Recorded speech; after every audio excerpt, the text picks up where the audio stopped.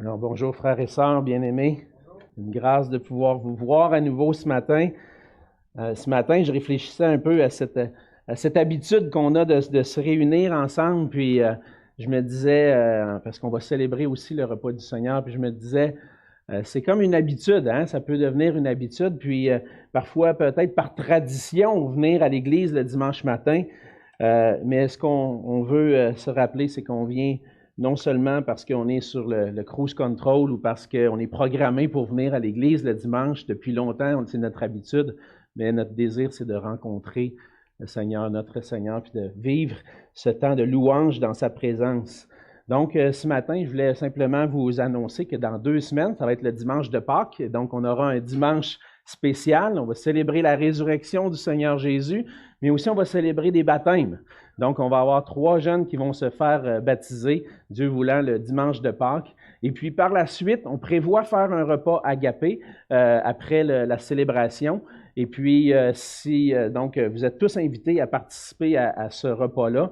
Et puis, si vous êtes, dans le fond, intéressé de participer, on veut quand même savoir un peu le nombre de personnes qui vont être présentes.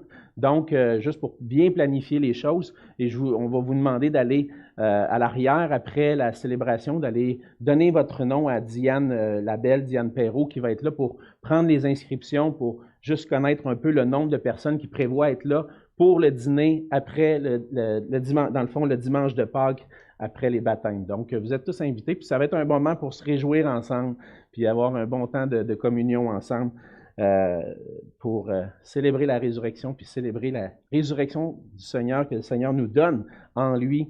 Et donc, vous êtes tous invités. Ce matin, on continue dans l'Évangile de Luc. Et puis ce matin, excusez-moi, on continue dans Luc 17. On va finir ce matin le chapitre 17. Donc, je vous invite à tourner et ouvrir vos Bibles dans Luc au chapitre 17. Ce matin, on va lire les versets 20 à 37. Donc, Luc chapitre 17, des versets 20 à 37. La parole de Dieu dit ceci. Les pharisiens demandèrent à Jésus quand viendrait le royaume de Dieu. Il leur répondit, le royaume de Dieu ne vient pas de manière à frapper les regards. On ne dira point, il est ici ou il est là, car voici, le royaume de Dieu est au milieu de vous. Et il dit aux disciples, des jours viendront où vous désirerez voir un des jours du Fils de l'homme, et vous ne le verrez point. On vous dira, il est ici, il est là. N'allez pas, ne courez pas après. Car comme l'éclair resplendit et brille d'une extrémité du ciel à l'autre, ainsi sera le Fils de l'homme en son jour. Mais il faut auparavant, excusez-moi, qu'il souffre beaucoup et qu'il soit rejeté par cette génération. Ce qui arriva du temps de Noé arrivera de même au jour du Fils de l'homme. Les hommes mangeaient, buvaient, se mariaient et mariaient leurs enfants, jusqu'au jour où Noé entra dans l'arche. Le déluge vint et les fit tous périr. Ce qui arriva du temps de Lot arrivera pareillement. Les hommes mangeaient, buvaient, achetaient, vendaient, plantaient, bâtissaient. Mais le jour où Lot sortit de Sodome, une pluie de feu et de soufre tomba du ciel et les fit tous périr. Il en sera de même le jour où le Fils de l'homme paraîtra. En ce jour que celui qui sera sur le toit et qui aura ses effets dans la maison ne descende pas pour les prendre, et que celui qui sera dans les champs ne retourne pas non plus en arrière. Souvenez-vous de la femme de Lot. Celui qui cherchera à sauver sa vie la perdra, et celui qui la perdra la retrouvera. Je vous le dis, en cette nuit-là, de 2 personnes qui seront dans un même lit, l'une sera prise et l'autre laissée. De 2 femmes qui moudront ensemble, l'une sera prise et l'autre laissée.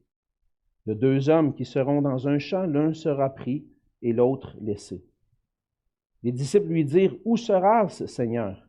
Et il répondit, où sera le corps? Là s'assembleront les vautours. Ce qu'on vient de lire, c'est la parole de Dieu, la parole de notre Seigneur, et puis on va se courber dans un mot de prière pour qu'on puisse la recevoir comme sa parole. Prions. Seigneur notre Dieu, merci pour ta grâce envers nous et merci de t'être révélé à nous. Merci du privilège qu'on a de te connaître, de pouvoir, à travers cette parole, Seigneur, découvrir qui tu es et ton plan parfait pour nos vies. Seigneur, ce matin, on traverse un passage qui peut sembler difficile et puis qui n'est pas facile, Seigneur. Et on a besoin de ta grâce afin que tu puisses venir par ton esprit, ouvrir notre intelligence, ouvrir nos cœurs pour qu'on puisse recevoir cette parole et qu'on puisse la comprendre, Seigneur, comme tu désires qu'elle soit comprise et que à travers cet enseignement, cette parole, Seigneur, tu viennes dans nos cœurs faire ton œuvre en nous, transformer, nous modeler à ta ressemblance et qu'on puisse, Seigneur Jésus, réaliser réellement que tu es Seigneur et qu'on puisse être prompt, obéissant à ta parole. Sois avec moi, Seigneur, que tu puisses être avec mes lèvres afin que je puisse communiquer clairement ce qui se trouve dans ce texte, Seigneur, que je ne puisse pas m'égarer. Conduis-moi dans la voie que tu veux que j'enseigne et que tu puisses, que je puisse être caché, Seigneur, derrière toi et que ce puisse être toi qui parles à travers cette parole. Et c'est dans le nom de Jésus que je te prie. Amen. Amen.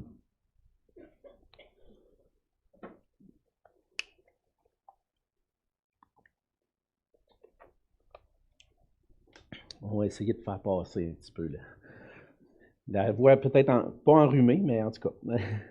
Lorsqu'on regarde ensemble l'ensemble des Écritures, lorsqu'on regarde les Écritures, il y a un thème qui traverse l'ensemble des Écritures. Il y a un thème qui est tellement important. Il y a plusieurs thèmes centraux dans les Écritures, mais je pense que le thème le plus important qu'on voit dans l'ensemble des Écritures, d'un couvert à l'autre, de la Genèse jusqu'à l'Apocalypse, c'est le thème du royaume de Dieu. C'est le thème central. On voit à travers ce thème-là que les Écritures nous présentent Dieu comme le monarque absolu, le roi souverain sur toute chose, le roi qui a tout créé et le roi auquel on doit se soumettre. Étant donné qu'on fait partie de la création de Dieu, qu'on a été créé à l'image de Dieu, créé pour être en relation avec Dieu, on doit réaliser qu'il y a un créateur et nous sommes des créatures. Et en tant que créature de Dieu, on doit reconnaître Dieu comme le roi suprême, celui à qui on doit se soumettre. J'étais content ce matin, on en chantait déjà des chants qui nous rappelaient que notre Dieu, c'est le roi des cieux, celui qui est majestueux, celui qui domine. Mais je pense qu'il y a une des plus grandes difficultés de tout être humain, c'est d'accepter d'être soumis à Dieu comme monarque absolu. Que Dieu soit celui qui dirige, celui qui guide ma vie, celui qui me dit comment je devrais vivre. C'est pas naturellement humain d'accepter ça. La soumission à Dieu puis à Jésus-Christ comme roi, par contre, c'est nécessaire pour pouvoir entrer dans le royaume de Dieu. Pour pouvoir faire partie du royaume de Dieu, j'ai besoin de reconnaître Dieu comme le roi, de reconnaître Jésus-Christ comme celui qui est roi aussi, et entrer dans ce royaume en me soumettant à lui. Mais ce n'est pas dans notre nature de vouloir entrer dans ce royaume-là. Ce n'est pas dans notre nature de vouloir entrer puis de vouloir se soumettre au Seigneur. Notre tendance naturelle, c'est soit de nier son existence, puis de dire « Non, non, il n'y a pas de Dieu, puis moi, je suis roi de moi-même, je suis maître de moi-même. » Ou encore de dire « S'il y a un Dieu, c'est un Dieu selon mes termes, selon ma façon de penser. Moi, je pense que Dieu, il est comme ça. Dieu, il est bon. Dieu est amour. Dieu accepte tout le monde. » Mais on pense rarement à Dieu d'une manière telle qu'il se révèle dans les Écritures. Naturellement, on a un Dieu façonné à notre image, façonné à notre ressemblance à nous plutôt que nous soyons façonnés à sa ressemblance. Mais dans la culture juive du temps de Jésus, il y avait une notion de l'existence de Dieu. Il y avait une certaine crainte de Dieu et de la souveraineté de Dieu parce qu'il avait été révélé dans l'Ancien Testament. On croyait qu'un jour, Dieu allait venir pour établir son règne, un règne permanent sur la terre, et on attendait en Israël la délivrance du royaume d'Israël, l'établissement du royaume de Dieu. Les Juifs étaient dans l'attente de ce moment-là où le Seigneur viendrait pour établir son royaume. Et dans le passage de ce matin, on voit que les pharisiens attendaient ce moment-là, attendaient la venue du royaume de Dieu, et ce qui va les pousser à poser une question à Jésus. On voit aussi que les disciples avaient une certaine notion du royaume de Dieu et que Jésus va les enseigner davantage sur le moment où le royaume de Dieu va venir. Et ensemble, ce matin, on voit que ce sujet qui fait partie qui est imprégné dans toutes les Écritures, le sujet du royaume de Dieu, c'est un sujet important pour l'évangéliste, pour Luc. Et pour Luc, Jésus est le roi, on l'a vu dans l'introduction, est le roi, celui qui vient de la descendance de David, le Messie promis qui vient pour établir le royaume de Dieu. Et ce matin, on va voir ensemble que par sa venue, Jésus-Christ a inauguré le royaume de Dieu. Et il reviendra un jour pour le jugement. La question pour nous ce matin, faisons-nous partie du royaume de Dieu?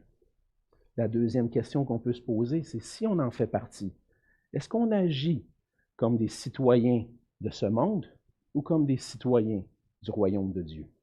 Et ce matin, on va voir ensemble 3 vérités concernant le royaume de Dieu, qui nous encouragent à entrer dans le royaume de Dieu et qui nous encouragent aussi, si nous faisons partie du royaume de Dieu, à vivre comme des citoyens du royaume de Dieu.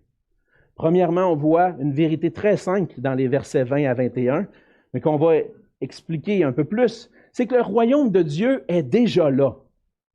Les pharisiens attendaient la manifestation du royaume de Dieu. Luc fait le récit de Jésus qui a un entretien avec les pharisiens, et les pharisiens veulent savoir quand viendrait le royaume de Dieu.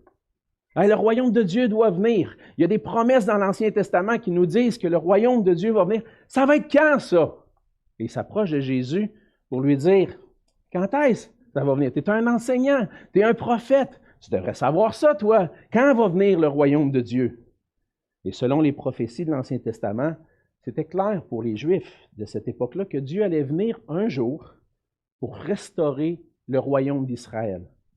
Dieu avait choisi Israël longtemps avant, avait choisi un homme, entre autres, Abraham et sa descendance, et entre autres la descendance de Jacob, comme un peuple qui allait lui appartenir. C'était en quelque sorte un établissement, un début du royaume de Dieu. En choisissant Israël, ceux qui faisaient partie d'Israël, ceux qui faisaient partie de ce peuple-là, faisaient partie du peuple de Dieu. Israël était le peuple de Dieu. Mais Dieu avait établi au mont Sinaï une alliance avec ce peuple-là. Et il leur avait dit, si vous obéissez à mes lois, à mes commandements, je vais vous bénir dans le pays dans lequel je vais vous conduire. Il allait conduire Israël dans un pays qui allait être bon, où coule le lait et le miel. Il allait avoir la bénédiction d'une relation avec Dieu, d'être le peuple de Dieu, en obéissant à ses lois. Mais dans cette alliance-là, évidemment, lorsqu'on connaît bien l'Ancien Testament, on sait qu'Israël n'a pas été fidèle à l'alliance avec Dieu. Et à cause de ça, Dieu a jugé.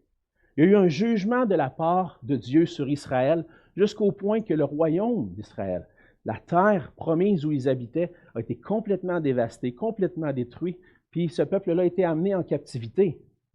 Mais Dieu, à travers ces jugements-là envers Israël, annonçait aussi un moment où la grâce allait venir, un moment où il allait restaurer Israël, où il allait envoyer son Messie pour vaincre ses ennemis et établir son royaume.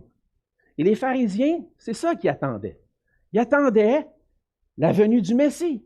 Ils attendaient la venue du roi qui allait venir délivrer Israël du pouvoir de ses ennemis. Entre autres, à cette époque-là, au temps de Jésus, c'était l'Empire romain. Et puis, ils attendaient que le royaume de Dieu s'établisse. Ils attendaient que ça allait arriver d'une manière extraordinaire, par des prodiges extraordinaires, un pouvoir politique extraordinaire qui allait faire en sorte qu'Israël allait maintenant être restauré. Mais comme dans ses bonnes habitudes, Jésus, lorsqu'il répond, il répond d'une façon dont on ne s'attend pas. Les pharisiens ne s'attendaient probablement pas à la réponse qu'ils ont eue. Lorsque Jésus répond à la demande des pharisiens, il leur demande, les pharisiens de quand va venir le royaume de Dieu? Jésus répond, on voit au verset 21, le royaume de Dieu ne vient pas de manière à frapper les regards. Ça ne viendra pas d'une manière extraordinaire, avec un pouvoir extraordinaire. Tu ne verras pas ça s'établir de cette façon-là. Tu vas le voir autrement. Ça va venir d'une manière à ne pas frapper les regards. Puis on ne dira pas, ah, le royaume de Dieu est ici, ou le royaume de Dieu est là. C'est pas comme ça que le royaume de Dieu va venir. Le royaume de Dieu va venir progressivement. Et c'est ce qu'on voit, entre autres, et qu'on a déjà vu ensemble, dans Luc, au chapitre 13, les versets 18 à 20. Jésus dit, il dit encore, « À quoi le royaume de Dieu est-il semblable? Et à quoi le comparerai-je? Il est semblable à un grain de sénévé qu'un homme a pris et jeté dans son jardin. Il pousse, devient un arbre, et les oiseaux du ciel habitent dans ses branches. » Il dit encore, « À quoi comparerai-je le royaume de Dieu? Il est semblable à du levain qu'une femme a pris et mis dans 3 mesures de farine pour faire lever toute la pâte. » Et lorsque Jésus enseigne ces paraboles-là, il est en train de dire que le royaume de Dieu ne va pas venir d'une manière puissante, extraordinaire. Il va venir tout petit, comme une semence dans un jardin. Et puis on va semer le royaume de Dieu. Il va tranquillement grandir, devenir comme un arbre où les oiseaux du ciel peuvent s'abriter. Ça ne sera pas d'une manière à frapper le regard. Le royaume de Dieu va être là, mais pas encore dans toute sa splendeur. Et la même chose avec une pâte à pain. Si on met la pâte, on met juste un petit peu de levain dedans. On n'en met pas beaucoup, mais le levain a un impact sur la pâte qui le fait grandir la pâte. Et c'est comme ça que le royaume de Dieu va venir. Il ne viendra pas de manière à frapper les regards. Ça va être humble, mais il va prendre son expansion. Et le royaume de Dieu vient d'une manière qu'on ne peut presque pas le voir. Pourtant, Jésus va dire, « Le royaume de Dieu est au milieu de vous. » On ne l'a pas vu venir. On s'attendait à quelque chose d'extraordinaire. Là, tu es en train de nous dire que le royaume de Dieu est déjà au milieu de nous. Mais qu'est-ce que Jésus veut dire par là? En Jésus-Christ, le royaume de Dieu est déjà là. Parce que le roi du royaume est venu sur la terre. Et les pharisiens ne croient pas en Jésus. Et ils ne croient pas en lui. Ils ne croient pas en lui comme le Messie. Et donc, ils ne voient pas que le royaume de Dieu est déjà là à cause que le roi est là. Ils ne saisissent pas ça. Ils ne voient pas que Jésus, c'est le Messie, celui qui était promis, qui vient accomplir les prophéties de l'Ancien Testament. Ils sont en train de passer à côté ce qu'ils attendaient depuis longtemps. Ils attendent quelque chose, ils attendent le royaume de Dieu. Le royaume de Dieu est là. Et parce qu'ils sont incrédules face à Jésus, manquent et passent à côté l'accomplissement des promesses. Mais Jésus est le roi, le Fils de l'homme, comme nous dit Luc, qui vient premièrement, pas pour établir un royaume extraordinaire, mais pour sauver son peuple et le préparer à entrer dans le royaume de Dieu. Pour pouvoir entrer dans le royaume de Dieu, il y a des conditions nécessaires à ça. Si Israël a été jugé dans le passé, puis si Israël a été détruite, c'est parce qu'elle a péché. Elle s'est détournée, le peuple de Dieu s'est détourné de Dieu. Et puis le péché provoque une séparation entre Dieu et son peuple. Le Seigneur va dire dans Ésaïe, il dit, ce sont vos crimes, vos péchés qui mettent une séparation entre vous et votre Dieu. Et pour que le royaume de Dieu s'établisse, il faut que le peuple de Dieu soit préparé pour entrer dans le royaume de Dieu. Et lorsque Jésus est venu sur la terre, lors de sa première venue, Jésus n'est pas venu pour apporter le royaume de Dieu d'une manière spectaculaire, mais il est venu pour établir son royaume humblement, en venant chercher et sauver ce qui était perdu. C'est comme ça que le royaume de Dieu commence. Lorsque Jésus vient pour chercher et sauver ce qui était perdu. Le peuple de Dieu qui était égaré dans le péché pendant des siècles avait besoin d'être restauré dans sa relation avec Dieu. Et le royaume de Dieu, qui est une monarchie absolue, une monarchie où Dieu règne, mais il faut que ceux qui viennent dans son royaume soient soumis à Dieu. Il faut que ces sujets lui soient entièrement soumis. Si un sujet est insoumis au roi, il va avoir des conséquences. Dans une monarchie absolue, le roi dit une loi, c'est ça qui fait la loi. Une fois qu'il y a un décret, c'est ça qui fait la loi. Nous, on vit dans une monarchie au Canada, mais c'est une monarchie qu'on appelle constitutionnelle. Et dans la monarchie constitutionnelle, comment ça se passe? C'est que le roi ou la reine délègue ses pouvoirs à un gouvernement ou à un parlement qui va diriger à sa place. Et on ne voit pas vraiment une monarchie absolue parce que le Canada est un pays indépendant de l'Empire britannique, pas indépendant, mais qui a reçu sa souveraineté, qui a été reconnue il y a quelques années, il y a plus d'un siècle. Mais dans une monarchie absolue, le roi dit quelque chose, tu obéis. Et pour pouvoir entrer dans le royaume de Dieu, on a besoin de se soumettre. Et par sa venue, Jésus est venu inaugurer le royaume de Dieu. Et par la foi en lui, il devient possible d'entrer dans le royaume de Dieu. C'est ce qu'on voit dans les versets 20 à 21. Premièrement, le royaume de Dieu ne vient pas d'une manière extraordinaire, mais il est déjà là. Et il faut reconnaître que Jésus est le Messie, ce roi qui vient établir le royaume. Deuxièmement, on voit dans les versets 22 à 25 que Jésus va s'adresser aux disciples et on va voir que Jésus va leur parler qu'un jour il va revenir pour établir pleinement son royaume. Il ne dit pas tous ces détails-là aux pharisiens. Il va parler à ses disciples. Et puis à ses disciples, il va dire, il va arriver un jour où vous allez avoir hâte de voir les jours du Fils de l'homme. C'est ce qu'il dit au verset 22. Des jours vont venir où vous allez avoir hâte de voir les jours du Fils de l'homme. Et qu'est-ce que Jésus veut dire par cela? Jésus dit que les disciples vont avoir hâte de le revoir parce qu'un jour, il ne sera plus là. En réalité, c'est ce que Jésus va, et c'est ce qui va arriver avec Jésus. Jésus va aller jusqu'à la croix. Il va mourir, il va ressusciter, il va monter au ciel. Et puis, on va être dans ce royaume de Dieu qui est inauguré, mais les disciples vont attendre le moment où le Fils de l'homme va être manifesté dans toute sa gloire. Et à ce moment-là, les disciples, lorsque Jésus n'est pas là, Jésus va dire, vous allez attendre, vous allez avoir ce désir de voir le Fils de l'homme revenir pour établir son règne et pour apporter le jugement. Mais en attendant, les disciples vont être dans l'attente de cette réalisation-là. Les disciples qui ont connu Jésus pendant son ministère, on voit vers la fin du ministère que Jésus déjà annonce qu'il va quitter et qu'il va aller au ciel. Puis les disciples sont attristés par ça. Mais dans Jean 14, au verset 1 à 3, Jésus va leur faire une promesse. Il dit que votre cœur ne se trouble point. Croyez en Dieu et croyez en moi. Il y a plusieurs demeures dans la maison de mon Père. Si cela n'était pas, je vous l'aurais dit, je vais vous préparer une place. Et lorsque je m'en serai allé et que je vous aurai préparé une place, je reviendrai et je vous prendrai avec moi, afin que là où je suis, vous y soyez aussi.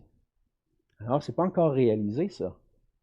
Jésus n'est pas encore parti, mais il leur dit, un jour, vous allez avoir hâte. Vous allez avoir hâte au jour de voir les jours du Fils de l'homme, de voir le jour où Jésus va revenir pour établir son règne. Et de la même façon, ceux qui ont cru en Jésus, ceux qui ont placé leur foi en Jésus aujourd'hui, attendent le retour du Seigneur. Et depuis que le Seigneur est monté au ciel, son Église, le royaume de Dieu, le peuple de Dieu est dans l'attente du retour de Jésus-Christ pour que Jésus, on puisse être avec lui pour toujours. Et c'est ce qu'on attend. Mais quand Jésus va revenir, ça va se passer d'une certaine façon. Et Jésus va mettre en garde les disciples parce qu'il dit, vous allez avoir hâte de voir le jour du Fils de l'homme, mais vous n'allez pas le voir. Pourquoi le Fils de l'homme il va partir? Mais on va vous dire, au verset 23, il est ici, il est là. Il dit, allez pas courir après ça. Jésus les met en garde parce qu'il y en a qui vont dire, « Ah, Jésus est revenu! On l'a vu, il est à tel endroit, puis là, ah oui, OK, on va aller le voir. » Mais Jésus dit, c'est pas comme ça va se passer. Courez pas après.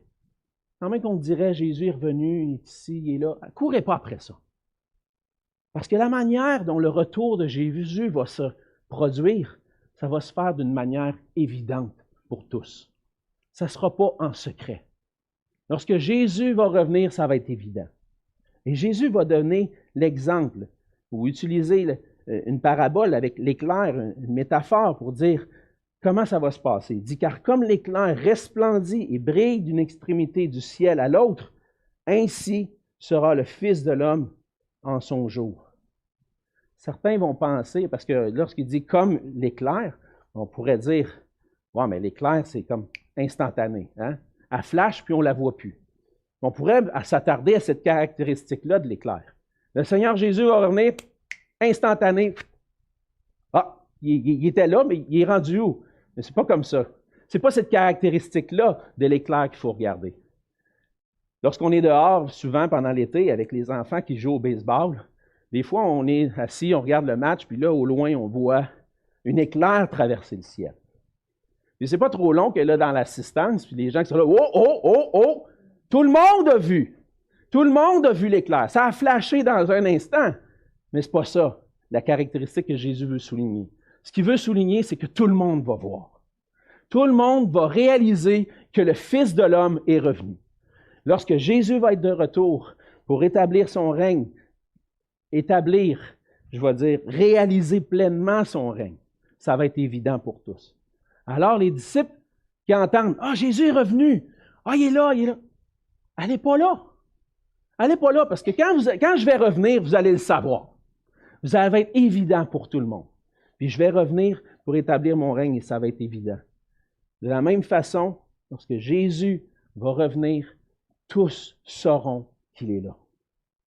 Ce ne sera pas de quelque chose de caché, mais d'évident pour tous. Et on va voir un peu plus loin dans le passage que ce jour va venir d'une manière qui va surprendre, mais ça va être d'une manière évidente. Donc Jésus prépare ses disciples à éviter de courir après les rumeurs de son retour, parce qu'ils vont être en attente de retour. « Ah, Jésus est revenu! » Allez pas là. Il n'y aura pas de rumeurs. Tout le monde va savoir que je suis revenu. Mais avant que ça arrive, verset 25, Jésus leur dit, avant que ce jour-là arrive, il faut que le Fils de l'homme souffre beaucoup et qu'il soit rejeté par cette génération. Donc, on revient un peu à la réponse de Jésus aux pharisiens. Que Jésus est venu premièrement d'une manière humble et qu'il faut premièrement, avant que ça devienne évident, d'une manière spectaculaire, le retour de Jésus, d'une manière spectaculaire, le royaume de Dieu s'établir, avant que ça arrive, il y a d'autres choses qui doivent se passer avant. Et le Fils de l'homme doit souffrir et être rejeté. Ce n'est pas la première fois qu'on voit dans Luc que Jésus prépare ses disciples, que Jésus annonce à ses disciples ce qui doit arriver avant que le royaume de Dieu soit complètement réalisé. Jésus doit souffrir et être rejeté. Et on sait que Jésus, à cette étape-ci dans l'Évangile de Luc, est en route vers Jérusalem. Il est en route vers l'endroit et le moment où il va être livré, où il va souffrir. Et dans sa première venue, Jésus est venu inaugurer le royaume de Dieu. Et cette inauguration-là se fait par sa mort et sa résurrection pour préparer le peuple de Dieu à entrer. Et Jésus est venu pour préparer son peuple, pour que son peuple puisse être sauvé et purifié de ses péchés.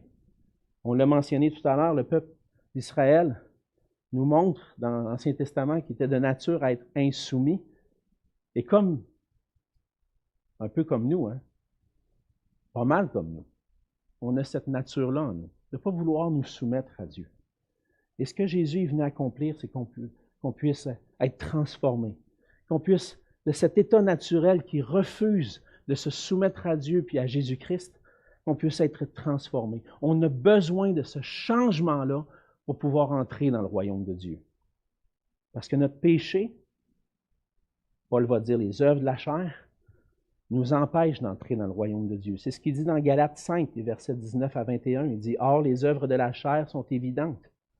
Ce sont la débauche, l'impureté, le dérèglement, l'idolâtrie, la magie, les rivalités, les querelles, les jalousies, les animosités, les disputes, les divisions, les sectes, l'envie, l'ivrognerie, les excès de table, les choses semblables. Je vous dis d'avance, comme je l'ai déjà dit, que ceux qui commettent de telles choses n'hériteront point du royaume de Dieu. On ne peut pas entrer dans le royaume de Dieu avec nos péchés. Et si on continue dans notre endurcissement contre Dieu et contre sa parole, on va continuer à vivre ces choses-là. Il dit toutes ces choses semblables, ça inclut pas mal d'affaires. On voit dans les Écritures que tu vas dire la vérité à ton prochain. Est-ce que j'ai toujours dit la vérité à mon prochain? Est-ce que j'ai jamais eu envie ou convoité quelque chose de mon prochain? Mon ami, le Seigneur met en lumière mon cœur. Met en lumière qu'en réalité, par nature, je n'obéis pas aux choses de Dieu, puis je commets des choses qui ne me permettent pas d'entrer dans le royaume de Dieu. Mais c'est seulement par l'œuvre de Jésus-Christ, qui vient pour mourir à la croix, qui vient pour prendre sur lui tous nos péchés, puis être puni à notre place, qu'on peut maintenant, par la foi en lui, entrer dans le royaume de Dieu. C'est seulement en lui que je peux trouver le pardon de mes péchés, que mes péchés peuvent être effacés, puis maintenant, ne plus avoir de séparation entre moi et Dieu, puis qui me permet d'entrer dans le royaume de Dieu. J'ai besoin de saisir par la foi ce que Jésus est venu accomplir pour moi. Il m'a accompli pour moi mon pardon. Et c'est seulement par lui que je peux entrer dans le royaume de Dieu. Et c'est ce que Jésus est venu faire. Il est venu pour souffrir, à être rejeté par les hommes. Et Jésus voit, dans ces paroles-là, on voit la croix de Jésus, où Jésus a été rejeté, méprisé, et qui a accompli notre salut. C'était nécessaire que ça arrive pour que le royaume de Dieu soit réellement inauguré, qu'on puisse avoir le pardon de nos péchés et entrer dans ce royaume-là. Ceux qui croient en lui font partie du royaume de Dieu et ils attendent le retour de Jésus qui va être évident pour tous. Il y a un troisième aspect important du royaume de Dieu qu'on voit dans la suite, c'est que quand Jésus-Christ va revenir, il va venir pour juger ceux qui ne l'auront pas reçu comme roi. Lors du jour du Fils de l'homme, ce sera un jour de jugement. C'est ce que Jésus va mentionner, entre autres, dans les versets 26 à 30. Le Seigneur va donner des exemples tirés de l'Ancien Testament. Les deux exemples, entre autres, c'est l'exemple de Noé et l'exemple de Lot. Il va dire au verset 26, « Ce qui arriva du temps de Noé arrivera de même au jour du Fils de l'homme. Les hommes mangeaient, buvaient, se mariaient leurs enfants, jusqu'au jour où Noé entra dans l'arche, le déluge vint et les fit tous périr. » Les hommes vivaient sans se soucier de Dieu. C'est ce que les paroles veulent nous dire. Ils mangeaient, buvaient. Il n'y a rien de mal à manger, à boire, mais c'est comme s'ils continuaient le train-train quotidien. On vit, on a du plaisir, mais on ne se soucie pas d'honorer Dieu, de donner la gloire au monarque absolu, de donner la gloire et l'honneur à ce Dieu-là. Nous, on se fait plaisir. On mange, on boit, on se marie, on a du plaisir. C'est bon, c'est des bonnes choses que le Seigneur même a créées. Mais ils le faisaient sans se soucier de Dieu. Puis à un moment donné, ils ont été surpris. Il y a un jugement qui est venu. Ils vivaient en ignorant Dieu et Dieu a jugé la terre. Il y avait de la méchanceté sur la terre. Plus loin, c'est au temps de Lot. Ce qui arriva au temps de Lot arrivera pareillement. Un deuxième exemple. Les hommes mangeaient, buvaient, achetaient, vendaient, plantaient, bâtissaient. Mais le jour où Lot sortit de Sodome, une pluie de feu et de soufre tomba du ciel et les fit tous périr. Qu'est-ce qui arrive avec le jugement? Perdition. Il les fait tous périr. Ceux qui continuent de vivre, on a du plaisir, on plante, on bâtit, on vit notre vie, mais on ne se soucie pas du Dieu qui règne au-dessus de toute chose. On vit dans l'ignorant, on fait notre vie, puis on a du plaisir. Un jour, ça va te surprendre. Parce que lorsque le jour du Fils de l'homme va venir, ça va venir exactement comme dans le temps de Noé et dans le temps de Lot. Ils ne s'en attendaient pas et le jugement est venu. Il les a fait périr. Mais c'est de la même façon que le jugement est venu à surprendre ces gens-là. Lorsque Jésus va revenir, les gens vont être surpris. Et ce jour-là va venir subitement, par surprise. Et quand ce jour-là va venir, Jésus va dire, ça ne sera plus le temps de penser de mettre ta vie en règle avec Dieu. Lorsque Jésus va revenir, ça va être trop tard. Et lorsqu'il dit au verset 31, il dit en ce jour-là, lorsque Jésus va revenir, lorsque le Fils de l'homme va paraître, que celui qui est sur le toit et qui aura ses effets dans la maison ne descende pas pour les prendre. On va pas courir après tes affaires, là, ton petit confort, ton ordinateur, ton iPhone ou la bébelle que tu aimes. Va pas courir essayer de sauver ça. Ça ne donnera rien. Alors, regarde ce que quand Lot a été averti, qu'est-ce qu'il a fait? Il a couru. Puis il n'a pas regardé en arrière. Il n'est pas resté attaché aux choses qui se passaient dans Sodome et Gomorrhe. Il est sorti. Puis, souvenez-vous de la femme de Lot. Pourquoi? Parce qu'elle est en train de tout perdre.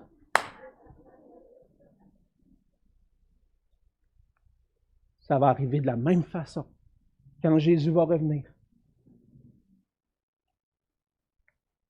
Quand Jésus va revenir, ça ne sera plus le temps de regarder en arrière puis de dire « Oh, mes belles affaires, il est trop tard! Sauve-toi, essaie de te sauver! » Mais il va être trop tard! Parce que Christ va venir pour juger et ça va te prendre par surprise. Et ce que tu entends ce matin, c'est l'avertissement de Seigneur Jésus, maintenant, qui te fait grâce. Puis qui te dit « Sauve-toi de ce jour-là! Sauve-toi! » Parce que ça va être tu ne voudras pas vivre ça. Et le jugement va être évident pour tous. Il va mettre en garde les disciples. Il va dire, ça va surprendre. Il y en a qui vont être pris, il y en a d'autres qui vont être laissés. Il y en a qui vont être laissés en arrière. Puis là, qu'est-ce que Jésus veut dire par là? Je pense que par ce passage-là, Jésus est en train de dire, lorsque je vais revenir, il y en a qui vont être enlevés, qui vont être gardés. Ils ne vivront pas le jugement qui vient, un peu comme Noé a réussi à s'enfuir dans l'arche. Lot a réussi à s'enfuir de Sodome et Gomorrhe. Eux vont être gardés, ils vont être pris, puis d'autres vont être laissés pour subir le jugement. Et là, les disciples vont dire, ça va être où ça que ça va se passer? Encore une fois, Jésus va répondre, avec une réponse qui dit, tu vas le savoir quand ça va arriver. Avec un proverbe qui dit, où sera le corps, là s'assembleront les vautours. On voit souvent ça sur la route, quand on se promène sur l'autoroute, des fois un animal, un chevreuil qui s'est fait frapper par une voiture, puis là, lorsqu'on approche, on voit les oiseaux tourner autour. On voit les vautours qui veulent venir manger. Puis là, on approche, puis là, on voit, il y a des oiseaux autour qui sont en train de manger la carcasse. Mais quand il y a une carcasse, on est capable de le voir de loin. Les oiseaux tournent autour. C'est un peu la même chose, je pense, que Jésus est en train de dire. Lorsque ça va venir, tu veux savoir ça va être où? Tu vas le voir. Tu vas le savoir pour qu'il y ait eu un jugement. Jésus va revenir d'une manière évidente pour juger ceux qui n'auront pas cru en lui. Alors, Jésus est venu pour inaugurer le royaume de Dieu, puis il va revenir en son jour, pour juger tout être humain. Mais le royaume de Dieu est déjà là. Parce que Jésus est venu sur la terre. Parce que Jésus est venu établir son royaume. Et son royaume, comment est-ce qu'il est visible? Il est visible à travers l'Église locale. À travers des gens qui placent leur foi, leur confiance en Jésus-Christ seul pour leur salut. Et le royaume de Dieu, tranquillement, progresse. Et un jour va être évident pour tous lorsque le Seigneur Jésus va revenir. En attendant, on doit attendre son retour. On doit se préparer pour son retour. On doit se préparer pour pas que ce jour-là nous prenne par surprise. Alors la question, es-tu prêt pour ce jour quand Jésus va revenir? As-tu reconnu Jésus-Christ comme ton Sauveur, ton Seigneur, le Roi qui est venu inaugurer le royaume de Dieu? Sans Jésus-Christ, sans la foi en lui, on est perdu dans nos péchés et on fait face au jugement certain. Mais avec Jésus, avec la foi en lui, une pleine confiance en lui, mes péchés sont pardonnés. Il n'y a plus de séparation entre moi et Dieu. Puis je peux entrer dans le royaume. Mais peut-être qu'un jour, tu as placé ta confiance en Jésus, tu l'as reconnu, moi je suis un pécheur. C'est clair, moi dans ma nature, je regarde mon cœur, c'est clair, je ne veux rien savoir de Dieu. J'ai vécu en voulant rien savoir de Dieu. J'ai vécu en vivant qu'est-ce que Dieu pense. Moi je m'en fous, puis j'ai fait le contraire de ce que Dieu dit. Peut-être qu'il est arrivé à ce moment-là dans ta vie de réaliser, moi j'ai vécu ma vie jusqu'à maintenant en n'étant pas conforme à la volonté de Dieu, puis je suis un pécheur, puis je suis perdu. De te placer ta foi en Jésus-Christ pour ton salut, si c'est ça qui est arrivé. Réellement dans ton cœur, tu es un enfant de Dieu. Maintenant, la question c'est, vis-tu dans l'attente du retour de Jésus? Vis-tu en voulant préserver ta vie sur la terre? En cherchant ton confort? En dire, hey, Seigneur, reviens pas tout de suite. Là. J'ai d'autres choses à vivre avant que tu reviennes. On a pensé ça, des fois. Moi, j'aimerais ça me marier. J'aimerais ça avoir des enfants. J'aimerais ça avoir des petits-enfants. J'aimerais ça vivre ma retraite avant que le Seigneur revienne. Est-ce que ce n'est pas être attaché aux choses qui sont inutiles? Est-ce que quand le Seigneur va revenir, ce n'est pas ça vraiment qui va nous combler de joie?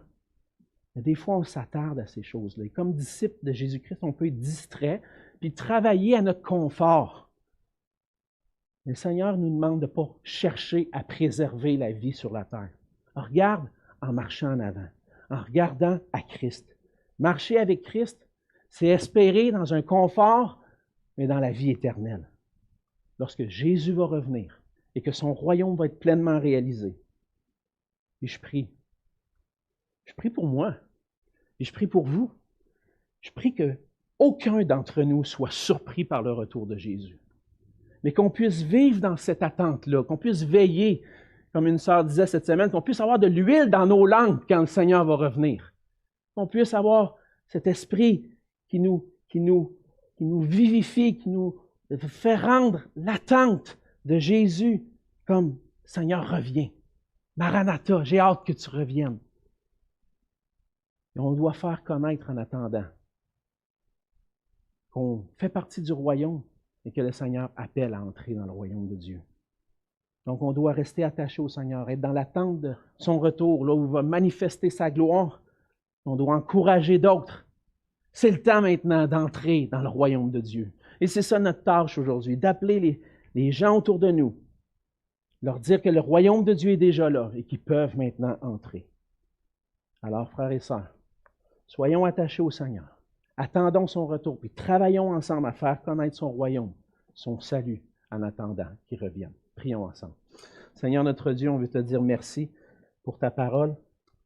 Seigneur Jésus, merci de nous avoir prévenus d'avance. Et Seigneur, puisses-tu faire en sorte qu'aucun qui est ici ce matin puisse ressortir sans avoir cette assurance d'avoir ses péchés pardonnés par la foi en toi. Qu'il puisse saisir cette occasion d'entrer dans ton royaume, Seigneur, avant qu'il soit trop tard, avant d'être laissé pour subir ce jugement. Seigneur, c'est des paroles difficiles qu'on entend ce matin qui viennent de toi, mais en même temps des paroles remplies de grâce parce que, Seigneur, tu nous avertis d'avance. Et je te prie que dans ta grâce, tu puisses faire en sorte que chacun d'entre nous puisse saisir ton cadeau, ton sacrifice par la foi et être sauvé. Aide-nous, Seigneur, en attendant ton retour, à ne pas fixer nos regards sur les choses de ce monde, puis à ne pas nous attarder, à nous attacher à notre vie sur la terre, à ne pas vivre comme des citoyens de ce monde, mais à vivre comme des voyageurs qui attendent ton retour et la réalisation complète de ton royaume. Aide-nous à vivre comme des citoyens de ton royaume, qu'on puisse te donner toute la gloire et l'honneur par nos vies et qu'on puisse vivre dans l'obéissance en faisant connaître ton royaume merveilleux. Et c'est dans le nom de Jésus que je te prie. Amen.